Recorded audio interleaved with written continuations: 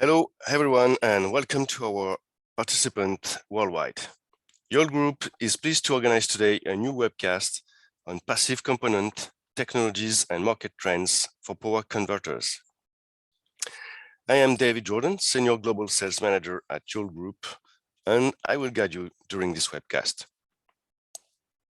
This webcast will present some of the most promising technologies for passive components, its latest trends and forecasts, as well as the supply chain from passive components to power converters.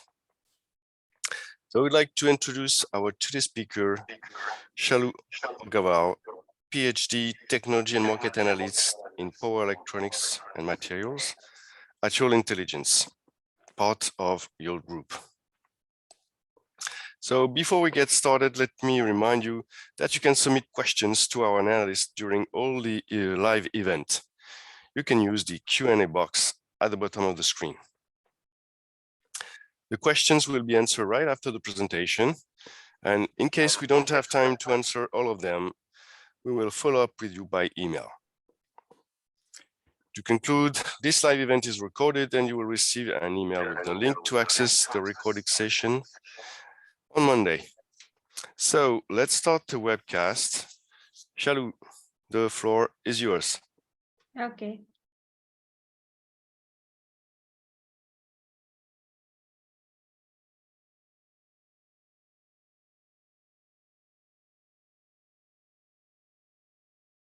Can you see my screen?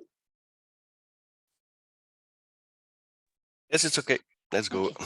Yeah. So, hello everyone, and thank you for joining us. My name is Dr. Shalu Agarwal, and this forecast will focus on passive component technology and market trends for power converters. Yeah.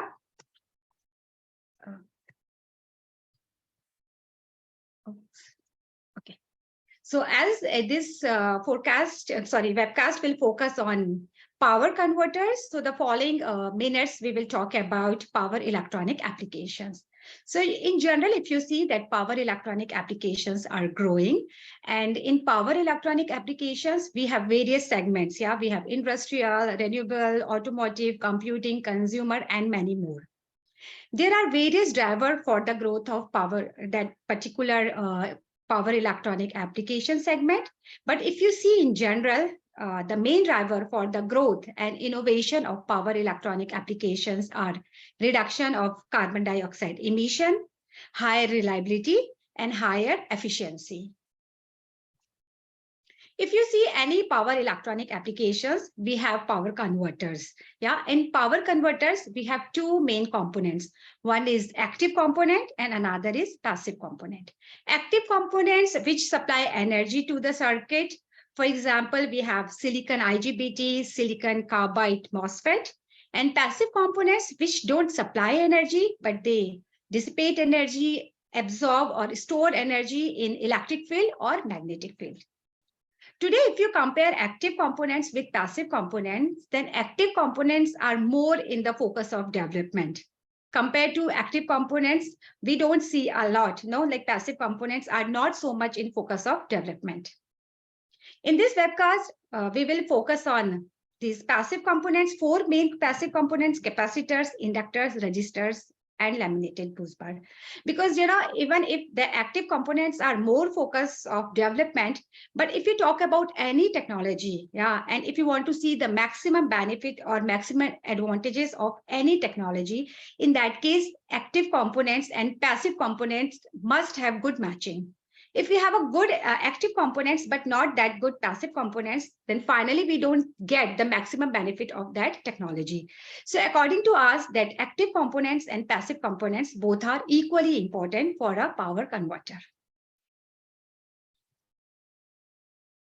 If we talk about today's power electronic applications, so in power electronic applications, there are a lot of changes, a lot of requirements, or a lot of challenges, we can say, or those challenges actually become the main drivers for the innovation in passive components. In this slide, you can see a few challenges. One of the challenges is electric vehicle market. As you know that electric vehicle market is growing very rapidly. Market is growing much faster than we were expecting in the past. But for this electric vehicle market, we have certain requirements. For example, for electric vehicle market, we need higher safety, we need high reliability, and electric vehicles can be used in harsh environment. So we need other components which can fulfill these requirements of electric vehicles. The second challenge is higher voltage range. So in general, if you see that power electronic applications, these applications are moving towards higher voltage range. We can see one example of electric vehicles. So today we have generally 400 volt system based electric vehicles, but now trend is moving towards 800 volt system based electric vehicles. We have this 800 volt system based electric vehicle in market, and in coming years we will see more and more these 800 volt based electric vehicle in the market. But if in application, this power applications, we see the trend is moving towards higher voltage range, then again we need other components which can be used in this higher voltage range. For example, we need capacitor which can be used for 800 volt electric vehicles. We need capacitor with high capacitance. Next challenge is acceleration of wide bandgap devices. So if you see in today power applications, we see more and more use of wide bandgap devices like silicon carbide and gallium nitride. In electric vehicle, we can see a lot use of silicon carbide, and in coming years, we will see a more and more use of silicon carbide in electric vehicles. When we have wide bandgap devices, we see a lot improvement in our system. But if you see these wide bandgap devices, they have certain requirements. Yeah. So once we have wide bandgap, then they need low inductance, they need low resistivity, and then with wide bandgap devices, we need other devices which can be used for high temperature. Next challenge is high power. In general, if you see in power electronic applications, we see the trend is moving towards higher power. And last but not the least is shrinking or downsizing and integration. Downsizing, especially in case of wide bandgap devices. So we know that if we have silicon carbide MOSFET, in that case, we can make a smaller smaller inverter compared to silicon IGBT. Yeah. So once we have smaller inverter, then we need other devices also which have smaller size so that they can perfectly fit in the inverters. Second is integrations. Nowadays, if you see in this application, we see more and more integration. One of the examples we see in electric vehicle, that is e-axle. So e-axle is a integration of a transmitter, motor, and inverter. Yeah.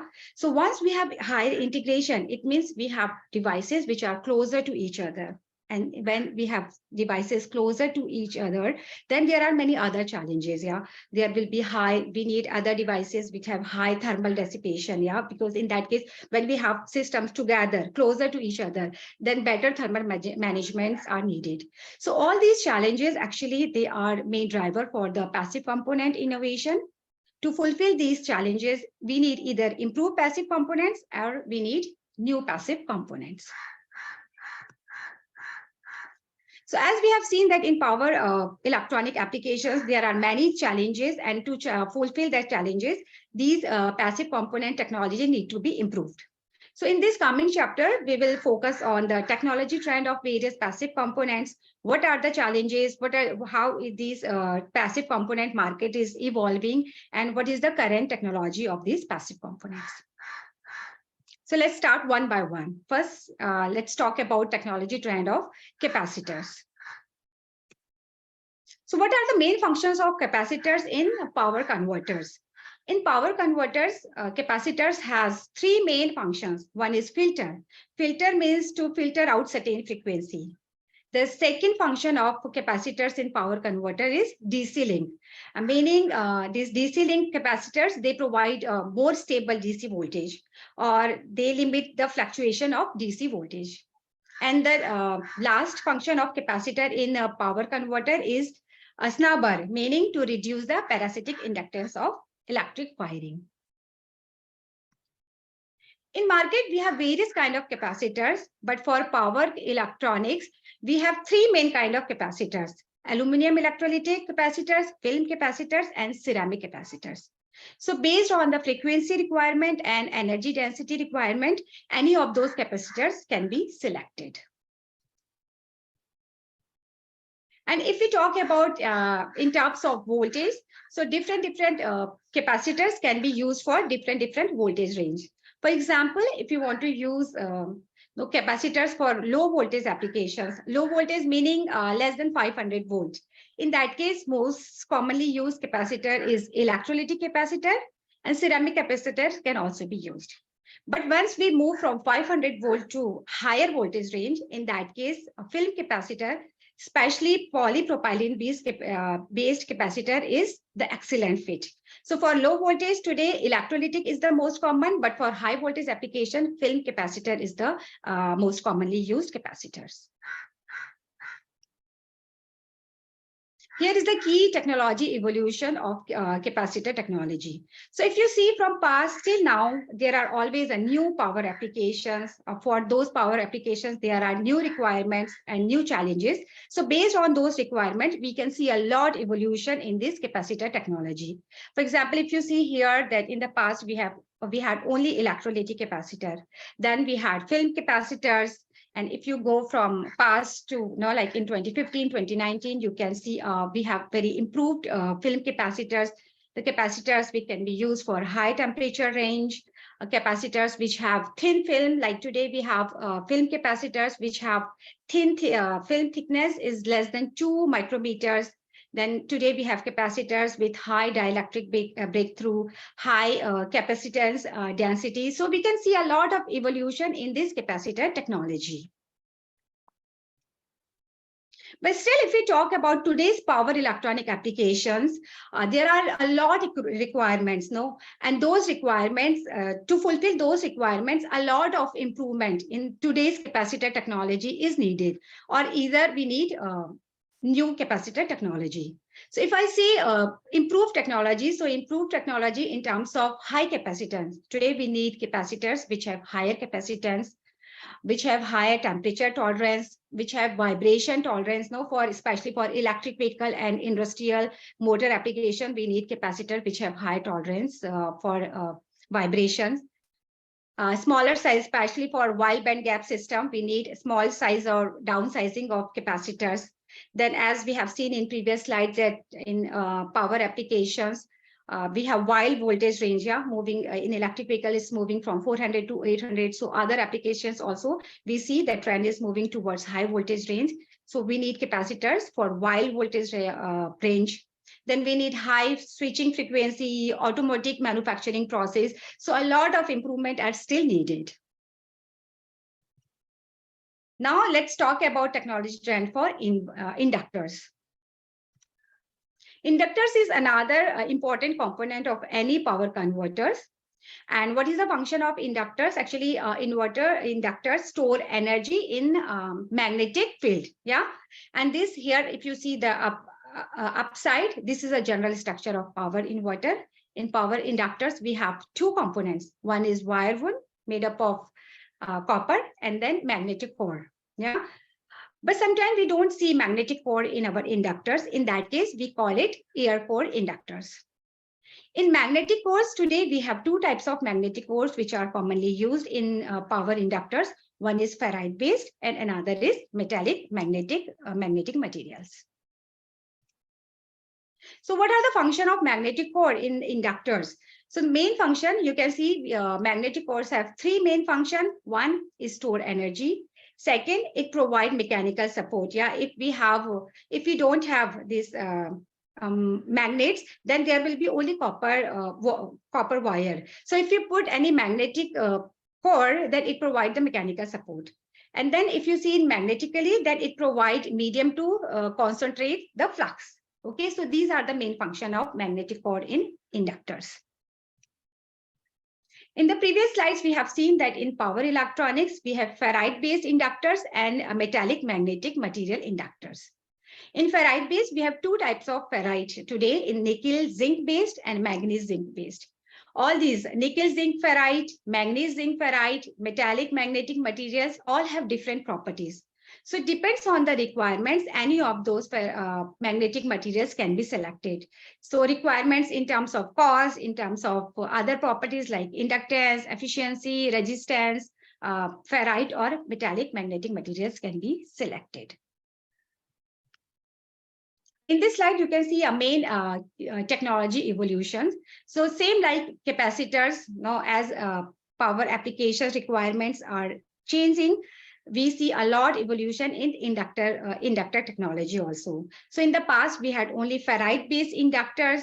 Then we had nanocrystalline, like magnetic core. If you see today, we have various ferrite which have low loss cores. We have high frequency magnetic materials. So we see a lot of changes, a lot of improvement in this inductor technology.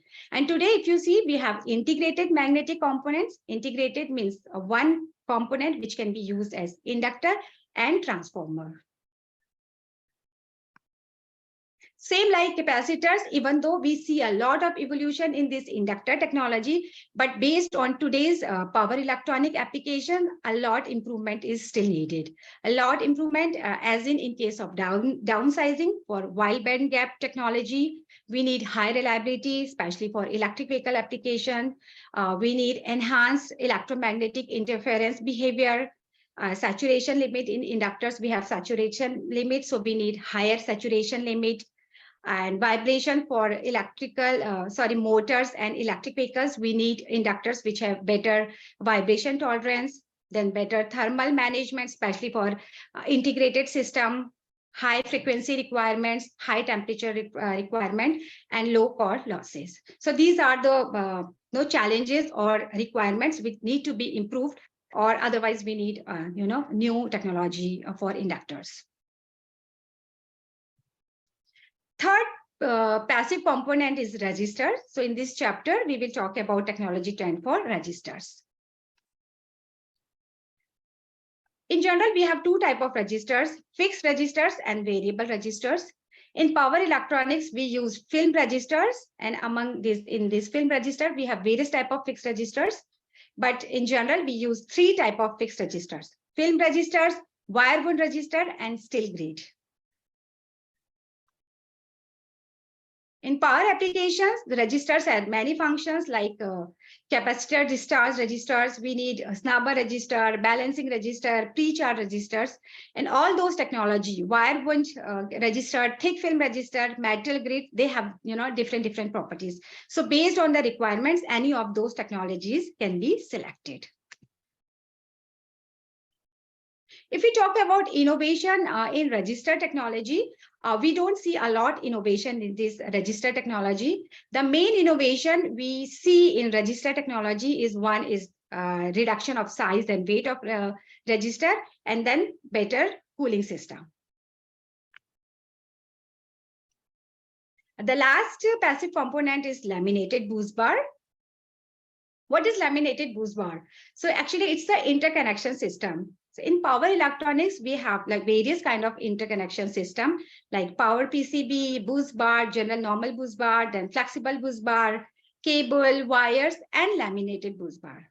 So what is laminated boost bar? So actually laminated boost bar is like, it consists of copper plates, which are separated by thin dielectric materials laminated into unifying structure. And what are the main function of this laminated boost bar? So it connect power modules with capacitors. Yeah, so this is the main function of laminated boost bar. Here you can see the laminated boost bar evolution. So like capacitor and inductor technology, here also we can see a lot of improvement, a lot of evolution in laminated boost bar technology also. Like in previous, we have the boost bar with powered coated. Then we have laminated boost bar with film insulation. And then today for energy storage system, we have boost bar, hybrid boost bar. No, it works as powered per signal plus signals line. And now we have laminated boost bar with water cooling system. So even though we have seen a lot of evolution, but here you can see the future development axis of laminated boost bar. First is cost reduction. So compared to other interconnections, laminated boost bars are still expensive. So the main future development axis for this laminated boost bar is cost reduction.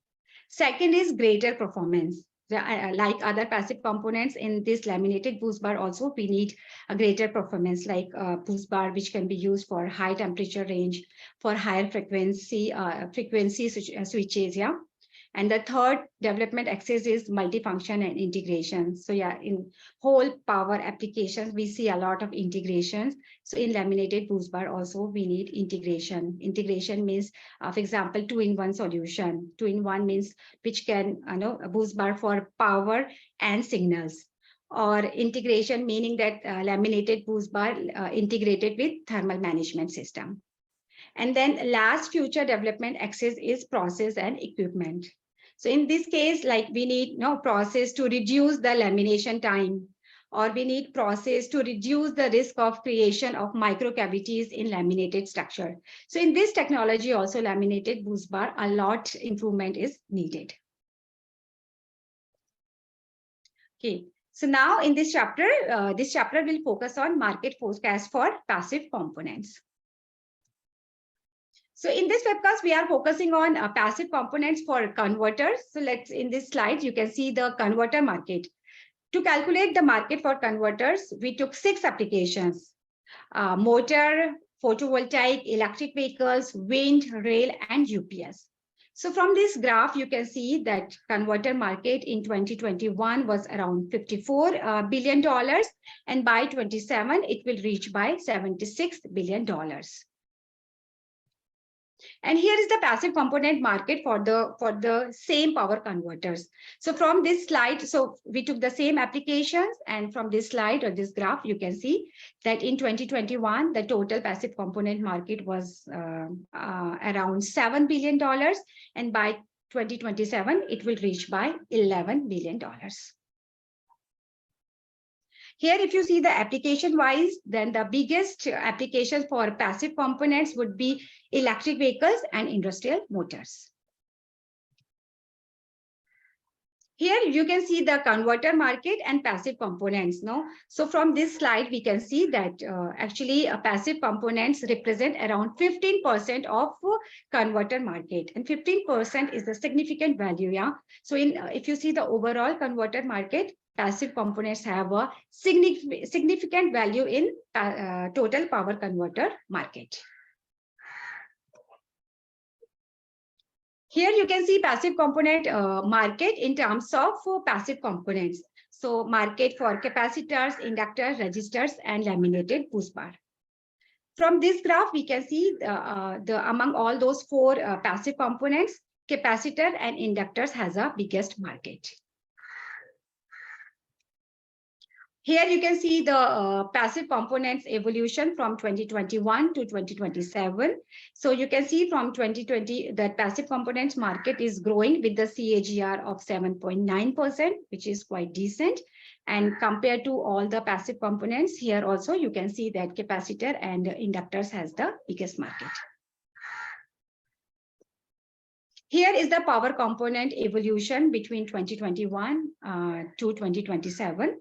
Here you can see the market for capacitors, inductors, resistors, and laminated boost bar. And for capacitor, inductors, and resistors, you can clearly see that the growth of these passive components are mainly driven by electric vehicles and industrial motor. For laminated boost bar, the main drivers are high power applications like rail and wind. Next chapter will focus on passive component supply chain. So here is the geographical location of various passive component manufacturers.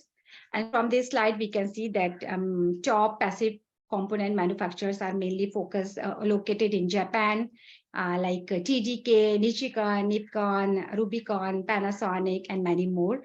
And then we have passive component manufacturers in Europe and USA also. So first, here you can see that passive component landscape. So if you see here that many passive component manufacturers, they make more than one type of passive component. So for example, TDK, they have capacitors as well as inductors, and Yageo, they have capacitors, inductors, resistors. So many passive component manufacturers, they have more than one type of passive components. Here you can see capacitor manufacturers. So in the technology chapter, we have seen that in passive component, in power applications, we have film capacitors and electrolytic capacitors. Here you can see the main manufacturers of those capacitors. There are many manufacturers which focus on only one type of capacitors. Yeah, a few capacitor makers, they focus only on film capacitors and another focus only on electrolytic capacitors. But most of the capacitor manufacturers, they focus on both type of capacitors. So they manufacture film capacitors as well as electrolytic capacitors. Around almost all top capacitors like manufacturers like TDK, Rubicon, Nichicon, Vishay, Kyocera, they are mainly focusing on both type of capacitors. Here is the inductor manufacturers. Again, you can see the top inductor manufacturers are located in Japan, like TDK, and Panasonic, Nippon. Then we have inductor manufacturer in Korea is Samsung Electromechanics. Then we have inductor manufacturers in USA and Europe also. Here is register manufacturers. Actually, there are a lot of register manufacturers. We can see thousands of register manufacturers in USA, Europe, and many parts of Asia like China, India, Korea. We can find many small manufacturers of registers. Here you can see the manufacturers of laminated boost bar. And among all these laminated boost bar manufacturers, Rogers and Merson are the top laminated boost bar manufacturers. And next is conclusion of this webcast. So like, in previous slides, in technology slides, we have seen that active components of power converters and passive components of power converters, both are equally important. And if you see the capacitor market for power converters, then in 2021, the market was around $7 billion.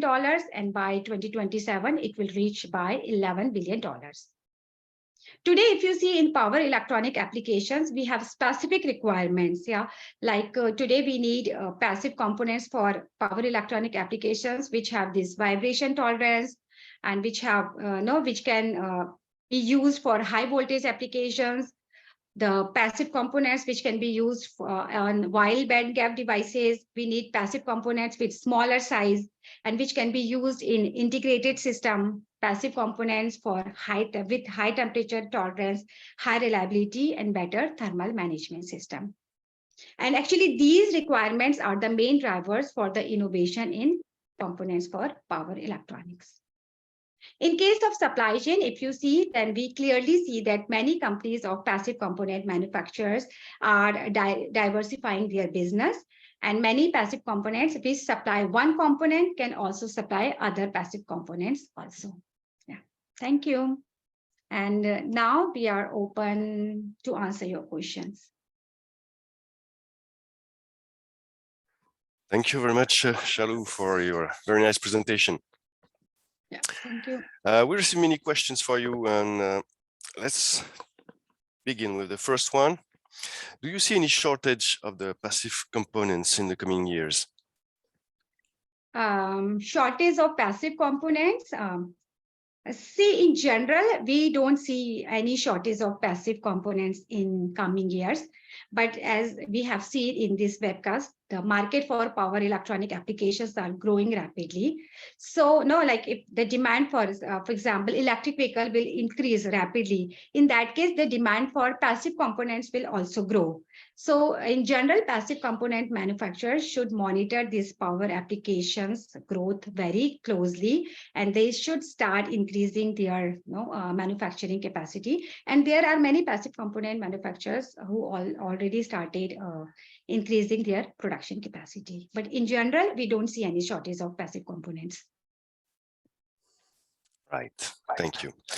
Another question, why do you think that film capacitors are better than electrolytic capacitors, as film capacitors are more expensive? Yeah, actually, film capacitors are more expensive. You are right, and so that's why I know as long as film capacitor is not needed, for example, for low voltage applications, many players they want to use electrolytic capacitors only as the cost is lower.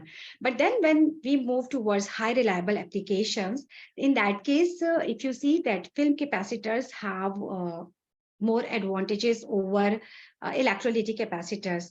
For example, if you see that film capacitor, it has low temperature dependency, which is very important in case of electric vehicle, let's say in electric vehicles. And then if you see the capacitance of film capacitor is constant, no, regardless the DC bias voltage. And so these have no some advantages of film capacitors over electrolytic capacitors. So once we move from low voltage applications to high voltage applications, or we are using these capacitors for high reliable applications, many players, they prefer film capacitors. Okay, thank you.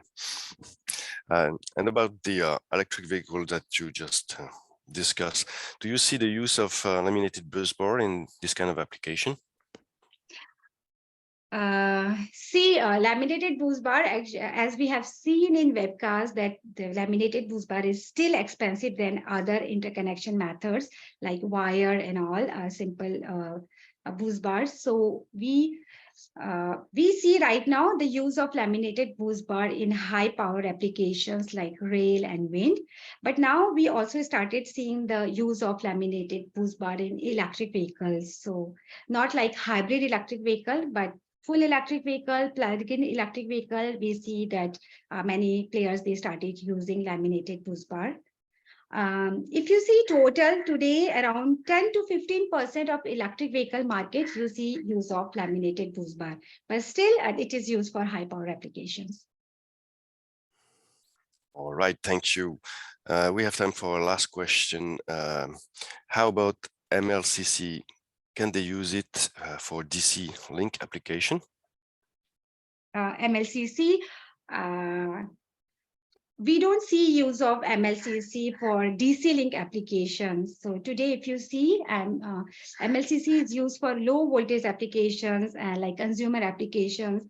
And if you see the use of MLCC, we see it is used as the buffering or coupling, but we don't see the use of MLCC for DC link application. For DC link application, generally we see the use of film capacitors, or for low voltage application, we see the use of electrolytic capacitors.